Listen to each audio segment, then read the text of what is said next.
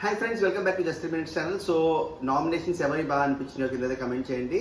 నేను ప్రతి నామినేషన్కి స్కోర్ ఇస్తాను. ఈరోజు డిఫరెంట్గా 1 to 10లో నాకు ఎంత బాగా అనిపించిందో స్కోర్ ఇస్తాను. మీరు కూడా స్కోర్ ఇవ్వడానికి ట్రై చేయండి. ఎవరిది ఎక్కువ మ్యాచ్ అయిందో చూద్దాం. అండ్ ఇది నా ఒపీనియన్, మీది నాది డిఫరెంట్ అయితే ఉండొచ్చు. బట్ ఫస్ట్ టైం చూస్తున్న వాళ్ళు ఛానల్ సబ్స్క్రైబ్ చేసుకోండి, అలాగే వీడియో లైక్ చేసేది వీడియో చేయండి, అలాగే కమెంట్ కూడా చేయొద్దు. నేను జనరల్గా షార్ట్ వీడియోస్ చేస్తాను. చాలా మంది చెప్పారు లాంగ్ వీడియోస్ చేయమని. లాంగ్ వీడియోస్ చేస్తే రీచ్ ఎక్కువ వస్తుంది, ఎందుకంటే ఎక్కువ డ్యూరేషన్ ఉన్నప్పుడు జనరల్గా సజెషన్స్ ఎక్కువ వస్తుంది యూట్యూబ్ ఆల్గోరిథంలో. బట్ నాకు షార్ట్ వీడియోస్ చేయడం ఇష్టం, డిఫరెంట్గా ఉండాలి కాబట్టి.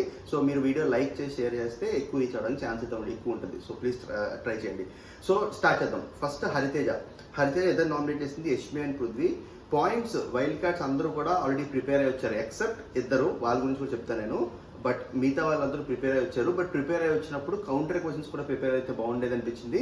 అంత స్ట్రాంగ్గా డిఫెండ్ చేసుకోలేదేమో అనిపించింది. చాలా మంది వైల్డ్ కార్డ్స్ చాలా బాగా చెప్పారు అని కమెంట్స్ చూస్తున్నా సోషల్ మీడియాలో కూడా. పాయింట్స్ అయితే బాగానే ఉన్నాయి, బట్ తర్వాత ఆర్గ్యుమెంట్స్లో అంత బాగా చేయలేదేమో అనిపించింది. నాకు వైల్డ్ కార్డ్స్ ఇద్దరు ముగ్గురు బాగా అనిపించారు, కానీ మిగతా వాళ్ళందరూ స్ట్రాంగ్గా ఏమి అనిపించలేదు.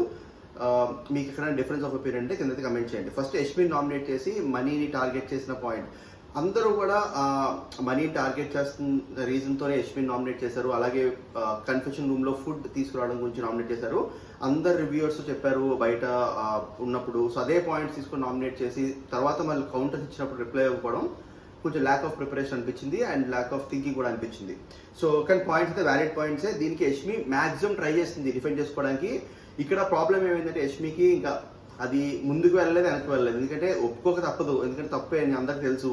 ప్లస్ యష్మికి అర్థమైంది బయటికి రాంగ్గా వెళ్ళింది, మనీకి సింపతి వచ్చింది అని కూడా అర్థమైంది. సో ఇంకా డిఫెండ్ చేసుకోకపోతే డిఫెండ్ చేసుకోలేదు అనుకుంటారు. సో మాక్సిమం ట్రై చేసింది, బట్ ట్రై చేయడంలో కొన్ని అబద్ధాలు చెప్పింది, కొన్ని తప్పులైన. నేను డిఫెండ్ చేయలేదు, నేను ఎప్పుడు మనీ కోసం ఉన్నా అని చెప్పింది. హరితేజ ఇక్కడ ఒక పాయింట్ మాత్రం బాగా అనిపించింది, నువ్వు లవ్ నిఖిల్కి ఇచ్చి ఫుడ్ మణికంఠకి ఇవ్వచ్చు అంటే దానికి సరిగ్గా డిఫెండ్ చేసుకోలేకపోయింది. సో ఆ పాయింట్ ఓకే అనిపించింది. తర్వాత పృథ్వీ మాత్రం స్ట్రెంగ్స్ అండ్ ఆరోగెన్స్ టాస్క్ ఆడతారు. మెగా చీఫ్ టాస్క్ లో పక్కన వాళ్ళు ఐఆమ్ మెగా చీఫ్ దగ్గర పక్కన వాళ్ళ ఒపీనియన్ తీసుకోకుండా ఓన్ డెసిషన్ తీసుకుంటే బాగుండేదేమో అనిపించింది. Okay point. అక్కడ పృథ్వీ బాగానే డిఫెండ్ చేసుకున్నాడు అనిపించింది. నేను అన్ని చోట్ల ఉంటున్నాను, నాకు ఇంగ్లీష్ రాదు కాబట్టి హెల్ప్ తీసుకున్నాను, దాంట్లో కూడా పృథ్వీ బాగానే డిఫెండ్ చేసుకున్నాడు. సో హరితేజకి అరౌండ్ 5/10 అని అనిపిస్తుంది. మీకేమనిపిస్తుందో కింద కమెంట్ చేయండి. నెక్స్ట్ గౌతమ్ విష్ణుని నామినేట్ చేసి గేమ్ వదిలేసి వేరే డైరెక్షన్, వేరే వ్యక్తి మీద ఎక్కువ కాన్సన్ట్రేట్ చేస్తామని, ఇండైరెక్ట్గా పృథ్వీ మీద ఎక్కువ కాన్సన్ట్రేట్ చేస్తామని చెప్పాడు. ఇది కూడా బయట ఉన్న టాక్ అండ్ బయట ఉన్న విషయం. విష్ణుప్రియ సోనియాతో గొడవైనప్పుడు లీడింగ్లో ఉండేది, స్లోగా తగ్గుతూ ఉంది. సో అదే పాయింట్ చెప్పారు చాలా మంది. ఈ పాయింట్ కూడా ఓకేష్ అనిపించింది, ఎక్కువ స్ట్రాంగ్గా అనిపించలేదు. ఇక్కడ విష్ణుప్రియ డిఫెండింగ్ అయితే బాగానే విష్ణుప్రియ డిఫెండింగ్ ఈ రోజు మిగతా వ్యూస్తో కంపేర్ చేసుకుంటే బాగానే డిఫెండ్ చేసుకుందేమో అనిపించింది. మీకేమనిపించింది కింద కమెంట్ చేయండి. గౌతమ్ ఇక్కడ యావరేజ్గా అనిపించినా కానీ తర్వాత ఒక పాయింట్ అయితే బాగా అనిపించాడు, అది కూడా చెప్తాను. తర్వాత యష్మి రివెంజ్ నామినేషన్ చేస్తావు, సేమ్ అంతకుముందు హరితేజ చెప్పిన పాయింట్ చెప్పాడు. ఇక్కడ టాయ్ గురించి కూడా అంతకుముందు టాయ్ టాస్క్లో మణికంఠ యష్మి మణికంఠ రిమూవ్ చేసినప్పుడు టాన్ చేసినట్టు అనిపించింది అని చెప్పి గౌతమ్ చెప్పాడు. ఇక్కడ కూడా యష్మి ట్రై చేసింది, కానీ ఇక్కడ యష్మిది విన్ అవ్వలేని యుద్ధం. సో అందుకని దాంట్లో ఏం చేయలేదు. గౌతమ్ పాయింట్స్ నాకు అంత స్ట్రాంగ్ అనిపించలేదు, నాకు 4/10 అనిపించింది. మీకు ఏమనిపించింది చెప్పండి. నెక్స్ట్ నైని పవని యాక్చువల్గా లాస్ట్ వీక్ 1 వీక్ ఉన్నప్పుడు చాలా ఎక్కువ ఇంపాక్ట్ క్రియేట్ చేసింది. బట్ ఈ రోజు నామినేషన్స్లో కొంచెం అలా పైన తేలిపోయినట్టు అనిపించింది. మీకు ఏమనిపించింది కింద కమెంట్ చేయండి. విష్ణుది మళ్ళీ సేమ్ పాయింట్, పెద్ద ఆపర్చునిటీ కోసం చాలా మంది వెయిట్ చేస్తూ ఉంటారు. అలాంటిది నువ్వు ఇంకా స్ట్రాంగ్గా ఉండాలి, ఇన్వాల్వ్ అయి ఉండాలి. నాకు చీఫ్ వద్దు, ఇప్పుడు రెడీగా లేను అలా అనటం కరెక్ట్ కాదు. ఇంకా నీకన్నా ఎక్కువ ఫైర్ ఉన్న వాళ్ళు ఉన్నారు, వాళ్ళు ఉండాలనుకుంటున్నా అని చెప్పింది. పాయింట్ అయితే కరెక్ట్ పాయింటే. బట్ అగైన్ మన ఆడియన్స్ చూస్తున్నప్పుడు ఏదో కొత్త పాయింట్ ఉన్నప్పుడు అట్రాక్ట్ అవుతాం. బట్ ఇవే పాయింట్స్ విన్న పాయింట్సే, ఆల్రెడీ రివ్యూస్ చెప్పిన పాయింట్సే, ఆల్రెడీ అందరూ సోషల్ మీడియాలో మాట్లాడుకున్న పాయింట్సే. అవే పాయింట్స్ కొంచెం డిఫరెంట్గా ఇంకేమైనా యాడ్ చేసి చెప్తే బాగానే ఉండేది. బట్ నాకు అది యావరేజ్గా అనిపించింది.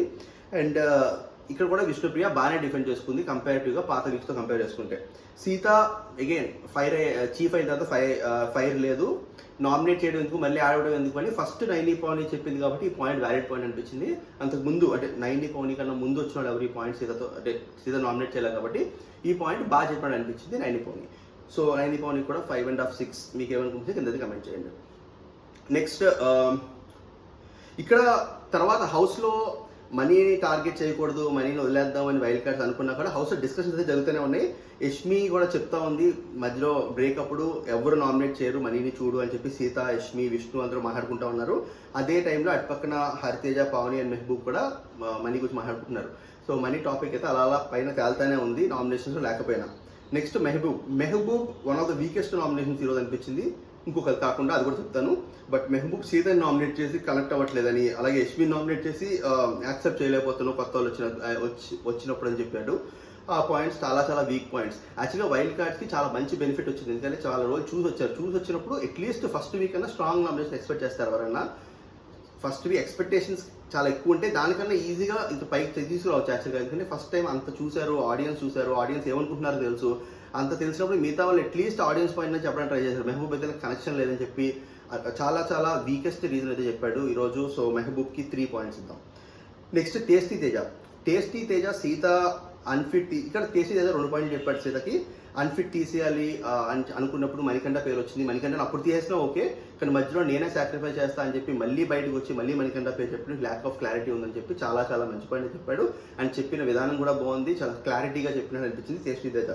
తర్వాత ఇంకొక పాయింట్ కూడా చెప్పాడు, మనీని బ్యాలెన్సింగ్ టాస్క్లో అది మణికంఠను కాకుండా నైనికని పంపిస్తే బాగుండేది. నైనిక డాన్సర్ కాబట్టి బాగా బ్యాలెన్స్ చేస్తుంది, అది ఆలోచించి ఉండాల్సిందని చెప్పాడు. ఆ చేతకి అర్థం కాకుండా ఇది వేరేగా డిఫెండ్ చేసుకుని ట్రై చేసింది. ఇక్కడ మన తేజ ఎందుకు నచ్చాడంటే ఫస్ట్ పాయింట్ ఓకే అన్ఫిట్ అందరూ తీసారు, ఆ పాయింట్ సోషల్ మీడియాలో అందరూ మాట్లాడుకుందే, రివ్యూస్ చెప్పింది.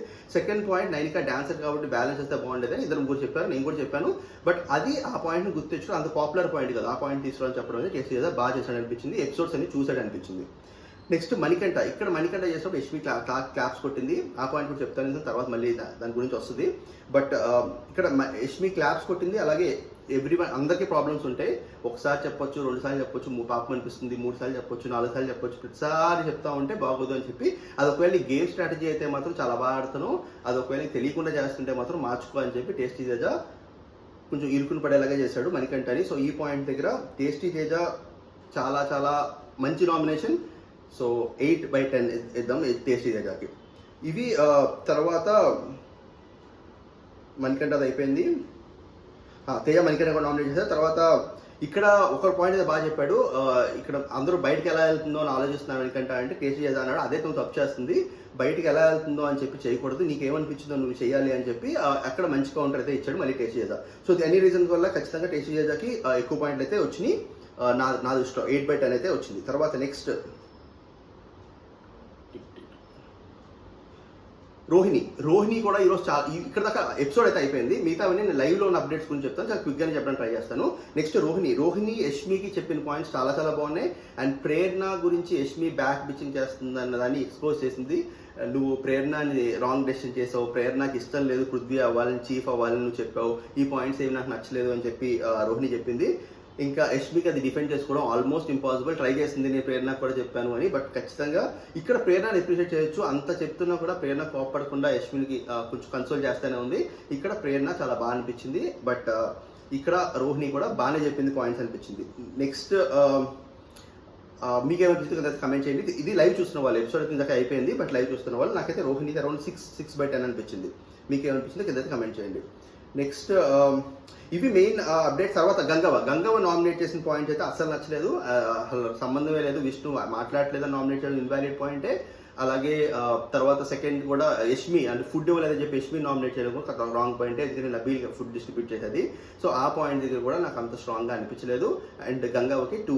ఈరోజు అందరి నామినేషన్స్లో గంగవ్వది వీకెస్ట్ నామినేషన్ అనిపించింది. మీకు ఏమనిపించింది కింద కమెంట్ చేయండి. అందుకనే నాకు కొత్తగా వైల్డ్ క్లాన్ నుంచి ఇద్దరిని నామినేట్ చేయాలన్నప్పుడు ఓజీస్ తీసుకున్న డెసిషన్ మంచి డెసిషన్ అనిపించింది.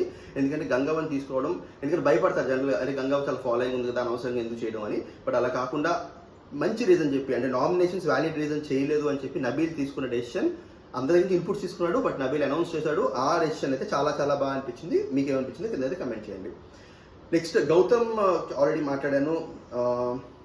ఇవి మెయిన్ అప్డేట్స్. మీకు ఏమనిపించిందో కింద కమెంట్ చేయండి. మీకు ఎవరు బాగా అనిపించారో కింద కమెంట్ చేయండి. మిగతా కొన్ని నేను స్కిప్ చేశాను. అవినాష్ పాయింట్స్ కూడా నాకు యావరేజ్గా అనిపించినాయి, మరీ అంత స్ట్రాంగ్గా అనిపించలేదు. ఫస్ట్ కౌంటర్ వచ్చింది పృథ్వీ దగ్గర నుంచి, నేను అక్కడ నుంచి తేలుకోలేకపోయాడు. అనవసరంగా లేడీస్తో ఆడుతున్నాను అన్న వర్డ్ అయితే అవినాష్ యూజ్ చేయకుండా ఉండాల్సింది. అవినాష్ నామినేషన్స్ కూడా అరౌండ్ 4/10 ఇవ్వచ్చు, అందుకని అయితే స్ట్రాంగ్ అయితే లేవు. మీకేమనిపించింది చెప్పండి. మీకు ఎవరు బాగా అనిపించారో కదా కమెంట్ చేయండి. నేను 4, 5, 6 తక్కువ ఎందుకు ఇస్తున్నాను అంటే 8 హైయెస్ట్ ఇచ్చాను, ఎందుకంటే ఇంకా బాగా స్ట్రాంగ్ నామినేషన్స్ ఉండొచ్చు కాబట్టి, అంతేగాని 4 అంటే తక్కువ అనుకుని అనుకోవద్దు. సో అది నాకు అనిపించింది. మీకు ఏమనిపించింది కింద కమెంట్ చేయండి. ఫస్ట్ టైం చూస్తున్న ఛానల్ సబ్స్క్రైబ్ చేసుకోండి, అలాగే వీడియో లైక్ చేయండి, షేర్ చేయండి. Thank you so much, have a good day.